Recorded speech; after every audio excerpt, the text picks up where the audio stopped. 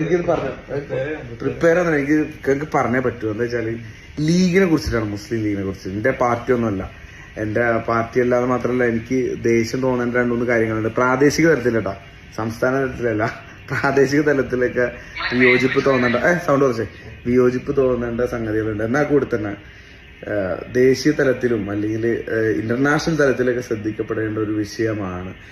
ഞാൻ ഇതുവരെ ലീഗിനെ ഒരു രീതിയിലും പ്രൊമോട്ട് ചെയ്യാത്തൊരു ഫേസ്ബുക്ക് പേജാണ് എൻ്റെ പേജ്. പക്ഷെ എനിക്ക് പറയാതിരിക്കാൻ പറ്റില്ല. 51 വീട് ഇന്നലെ വയനാട് കൈമാറി.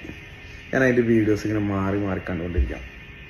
സന്തോഷം തോന്നിയ സംഗതി വെച്ചാൽ ഈ സ്ക്രോൾ ചെയ്ത് പോകുന്നതിൻ്റെ ഇടയിൽ ഏഷ്യാനെറ്റ് ന്യൂസ് ഇങ്ങനെ കൊടുത്തിട്ടുണ്ട്, മുസ്ലിം ലീഗ് വീട് കൊടുത്തു, മുസ്ലിം 51 വീട് കൊടുത്തു. സാദിഖ് അലി ശേഖർ തങ്ങളും കുഞ്ഞാലിക്കുട്ടി സാഹിബൊക്കെ ഇങ്ങനെ എന്നിട്ട് സംസാരിക്കുന്നുണ്ട് അടിപൊളിയായിട്ട്. പിന്നെ അപ്പോൾ കുഞ്ഞാലിക്കുട്ടി സാഹിബിന്റെ അവസാന സംസാരത്തിന്റെ ഇടയിൽ വിടറി പോവാണ്, സങ്കടമാണ്. അപ്പൊ അതിന്റെ തൊട്ടടിയിൽ വേറൊരു ചാനലിന്റെ പേര് പറയല്ല, കാരണം വെച്ചാൽ അതിന്റെ അടിയിൽ ഏറ്റവും വലിയ വിദ്വേഷവും അതുപോലെ തന്നെ ചേരിതിരിവും ഉൽപ്പാദിപ്പിക്കപ്പെടുന്ന ഒരു ചാനൽ, ഇത്ര നല്ല സുന്ദരമായിട്ടുള്ള ഒരു മാതൃക കേരളത്തിന് മുന്നിൽ അല്ലെങ്കിൽ ലോകത്തിന് മുന്നിൽ ഒരു സംഘടന അല്ലെങ്കിൽ ഒരു രാഷ്ട്രീയ പ്രസ്ഥാനം മുന്നോട്ട് വെക്കുമ്പോൾ അതിനെ സംബന്ധിച്ചിട്ട് ഒരു വാർത്താ പേജിലില്ല എന്നുള്ളതാണ്.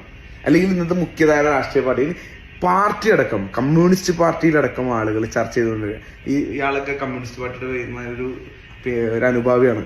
ഞങ്ങളിപ്പോൾ അതിനെക്കുറിച്ച് സംസാരിച്ചുകൊണ്ടിരിക്കുന്നത്. എന്നാൽ കൂടി തന്നെ ഞാൻ പറയാണ്, അത്രത്തോളം ആളുകളുടെ ഉള്ളിൽ ഇമ്പാക്ട് ഉണ്ടാക്കണം. ഒരു നന്മ ചെയ്യുമ്പോഴേക്കും നമ്മൾ ശരിക്കും രാഷ്ട്രീയ പാർട്ടികൾ അങ്ങനെയല്ല മത്സരിക്കേണ്ട അവസരം അല്ലെ.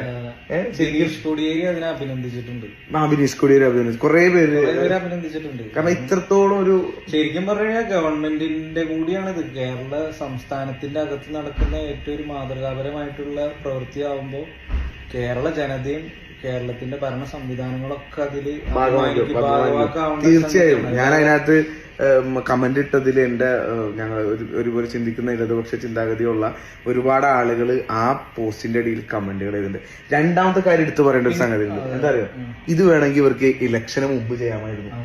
അതാണ് ഇതിന്റെ ഏറ്റവും വലിയൊരു സാധനം, ഇലക്ഷന് മുമ്പ് ചെയ്യാമായിരുന്നു. അതിലൊരു കാര്യം എനിക്ക് പറയാണ്ട്, ഇത് ഒരു തരത്തിലും അവര് മാർക്കറ്റ് ചെയ്യാൻ ഉപയോഗിക്കണില്ല എന്നുള്ളതാണ്. വളരെ സൈലന്റ് ആയിട്ട് ഇപ്പൊ കുഞ്ഞാലിക്കുട്ടി സാഹിബ് ആയാലും പിന്നെ അതുപോലെ തന്നെ സാദിഖ് അലി ശിഹാബ് തങ്ങളായാലും ലീഗിന്റെ മുതിർന്ന നേതൃത്വമായാലും അങ്ങോട്ട് ചെല്ലുമ്പോ വളരെ നിശബ്ദമായിട്ട് അവര് ക്യാമറ കണ്ണുകളിൽ നിന്നൊക്കെ മാറി ഒഴിഞ്ഞു മാറി നിറ കണ്ണുകളോടെ വളരെ വികാര നിർഭരമായിട്ടുള്ള ഒരു നിമിഷങ്ങളായിരുന്നു അത്. കണ്ടു നിന്ന ആളുകൾക്കൊക്കെ ഭയങ്കര. അപ്പൊ ഇത് പറയണം, ഇത് പറഞ്ഞില്ലെങ്കിൽ ഞാൻ എന്നോട് ചെയ്യുന്ന ഒരു നീതികേട്, അല്ലെങ്കിൽ ഞാനിത് യൂസ് ചെയ്യുന്ന എന്നോട് ചെയ്യുന്ന നീതികേടാണ്. വേറൊരു രാഷ്ട്രീയ പ്രശ്നങ്ങളിലേക്കൊന്നും ഞാൻ ഇടപെടില്ല. അപ്പൊ ഞാൻ പറയില്ല, ഇലക്ഷന് മുമ്പ് പോലും ചെയ്യാതിരുന്ന ഇലക്ഷൻ കഴിഞ്ഞ് ഇനിയിപ്പോ അതിന്റെ ഗുണഭോക്താക്കൾക്ക് അതിന്റെ സത്യസന്ധമായുള്ള സാധനം കിട്ടണം എന്നുള്ള അടിസ്ഥാനത്തിൽ ചെയ്തതുകൊണ്ട് എനിക്ക് ഒരുപാട് സന്തോഷമായി. അപ്പൊ ഞാനത് പറയാതെ പോയി കഴിഞ്ഞാല് മുസ്ലിം ലീഗ് ബിഗ് സല്യൂട്ട് അത് പറയാനുണ്ട്.